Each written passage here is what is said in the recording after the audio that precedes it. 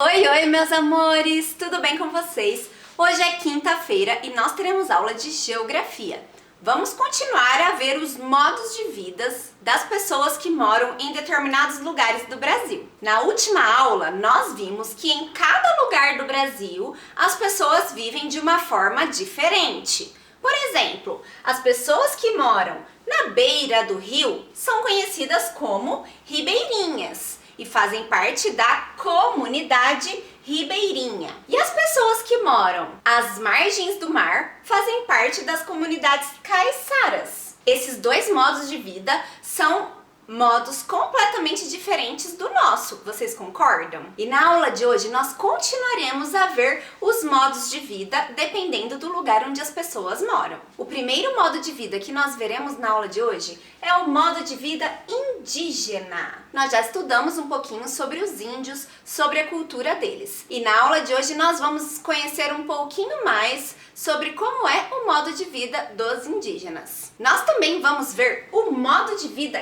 quilombola, que se refere ao modo de vida que as pessoas têm nos quilombos. Nós também já estudamos um pouquinho dos quilombos e vamos ver na aula de hoje como é o modo de vida lá neste lugar. Começando pelo modo de vida indígena. Os povos indígenas, eles têm modos de vida diferentes. Ou seja, mesmo eles sendo indígenas, cada povo indígena vive de um jeito. Porém, no entanto, todavia, eles têm hábitos em comum, porque eles fazem parte dos indígenas. Esses hábitos que eles têm em comum têm relação com os elementos da natureza. Por exemplo, algo que os indígenas têm em comum, independente de onde eles vivam, é a forma de construir casas. Essas moradias construídas pelos indígenas se destacam na paisagem e são uma das características do modo de vida dos indígenas. Olha que interessante aqui outras duas fotos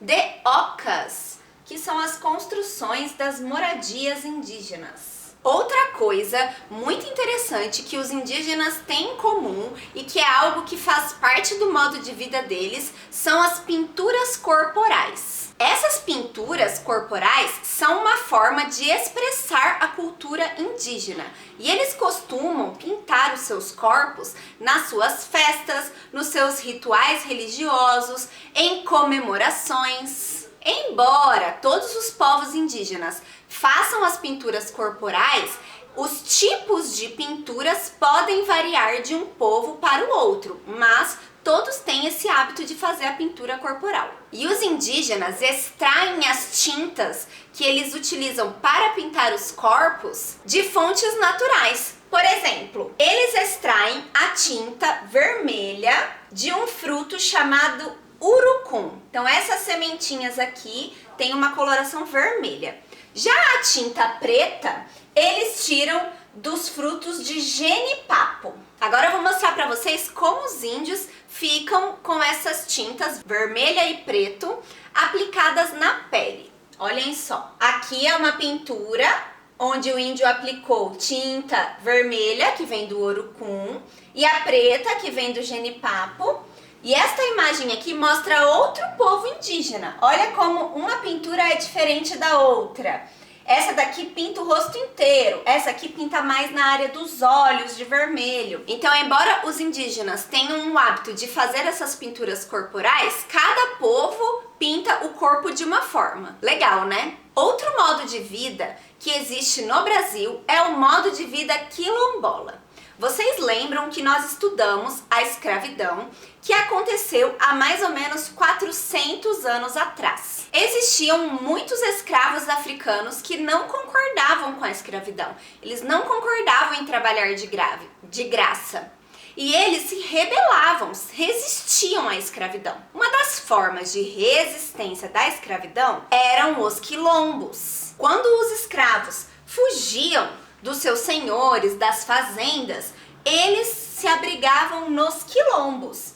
Então eles formaram essas comunidades quilombolas. Lembram que a gente viu o quilombo dos Palmares? Então olha só, essa matéria que a gente está vendo agora está se relacionando com o que a gente viu lá no começo do ano. E os quilombos tinham uma forma de organização própria, diferente da forma com que os escravos viviam lá na fazenda, certo? Nos quilombos havia uma divisão de atividades, tanto de trabalho quanto de proteção, entre as pessoas que viviam ali naquele lugar. Quando os africanos vieram para o Brasil e foram escravizados, eles deixaram de ter os seus costumes que eles tinham lá na África. E o legal foi que nos quilombos eles puderam retomar esses costumes de danças, de religião, as comidas. Então os hábitos que eles tinham lá na África, embora cada quilombola tenha vindo de uma parte da África, nos quilombos eles tinham a liberdade de expressar a sua cultura e de relembrar como eles viviam lá na África. Dessa forma eles podiam manter as suas tradições, manter as suas culturas. E isso fez com que eles construíssem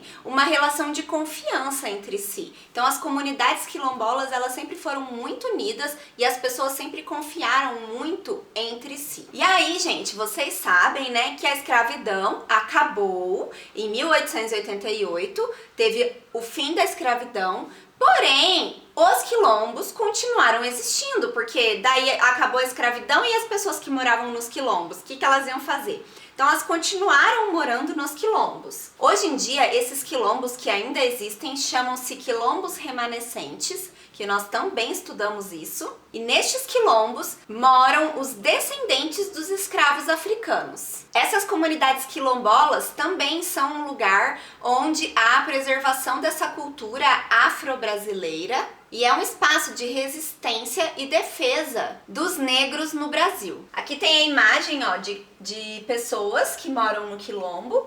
E aqui tem a imagem também de mulheres cozinhando comidas típicas da comunidade quilombola. Agora vocês vão fazer as atividades. Façam com calma, deem pause no vídeo, porque eu vou corrigir com vocês aqui ainda nesse vídeo. A continuação do vídeo vai ser a correção das atividades. Então, para isso, você vai pegar o seu livro, abrir na página 30, vai fazer a leitura do texto, até a página 33.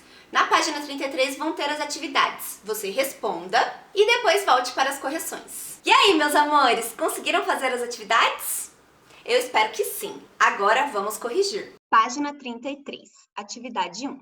Observe a imagem e leia o texto. Esta imagem aqui está mostrando a vista aérea da aldeia do povo indígena Calapaló, no município de Querência, no estado do Mato Grosso, 2018. Então, é uma foto tirada de cima de uma aldeia indígena. E o texto diz o seguinte: no centro das aldeias Calapaló, é comum haver uma construção que recebe o nome de Cauacutu. Nela são guardadas as flautas tocadas pelos Calapaló em comemorações e rituais. O pátio ao redor da Cauacutu é de uso público e em volta dele se organizam as moradias. Letra A. Identifique a Cauacutu, o pátio de uso comum e a área de moradias na fotografia. Então, de acordo com o texto, no centro das aldeias Calapaló é comum haver uma construção que recebe o nome de Cauacutu. O Cauacutu é esse aqui que está no centro, ó. Tá bom? Cauacutu. O pátio ao redor do Cauacutu é de uso público. Então, aqui em volta é o pátio comum. Aqui em volta. Em volta do pátio comum se organizam as moradias. Então, essas casinhas aqui são as moradias que estão organizadas em volta do pátio comum. Aí eu pergunto para você, na sua opinião, por que as flautas são guardadas no centro das aldeias Calapaló? Por que vocês acham que eles guardam as flautas no centro da aldeia? O que vocês pensam sobre isso? Será que as flautas são muito importantes para eles? Será que eles guardam as flautas no centro porque eles respeitam este instrumento? Podem me contar aqui nos comentários o que vocês acham, tá bom? Número 2. Leia o texto, responda as questões. Quilombolas do município de Oriximiná, no estado do Pará. Os quilombolas dependem muito de suas florestas, onde caçam e coletam uma infinidade de produtos, como a castanha, o açaí e a palha.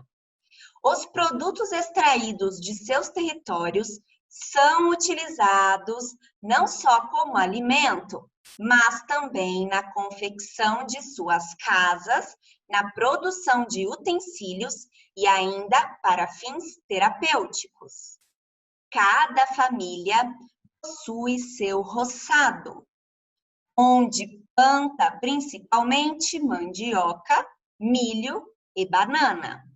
A maior parte da produção agrícola destina-se ao autoconsumo.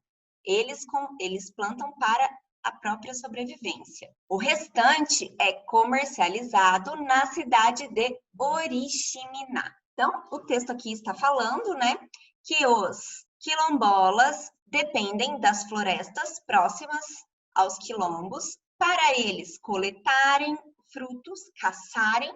Além disso, eles também fazem agricultura. E fazem agricultura de subsistência, né? Porque está falando aqui que é uma agricultura para autoconsumo, então eles consomem o que eles plantam. E aí, na letra A, está perguntando o seguinte: quais são as principais atividades realizadas pelos quilombolas no município de Oriximiná? Então, ó, eu até grifei aqui. Eles caçam, coletam frutos e também fazem agricultura.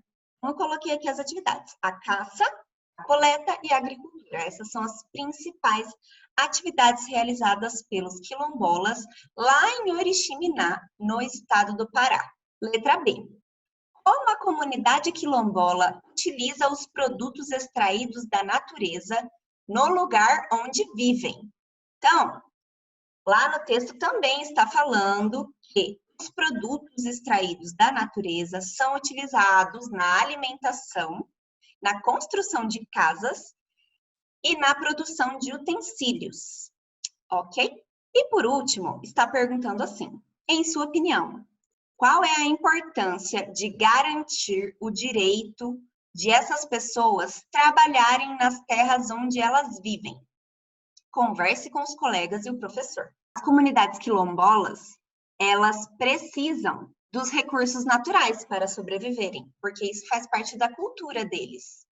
Então, é muito importante que as florestas que estejam ao redor dessas comunidades quilombolas sejam preservadas e que o direito deles de explorar essas terras também seja garantido. E é isso por hoje, meus amores. Eu vejo vocês na próxima aula. Um beijo e tchau!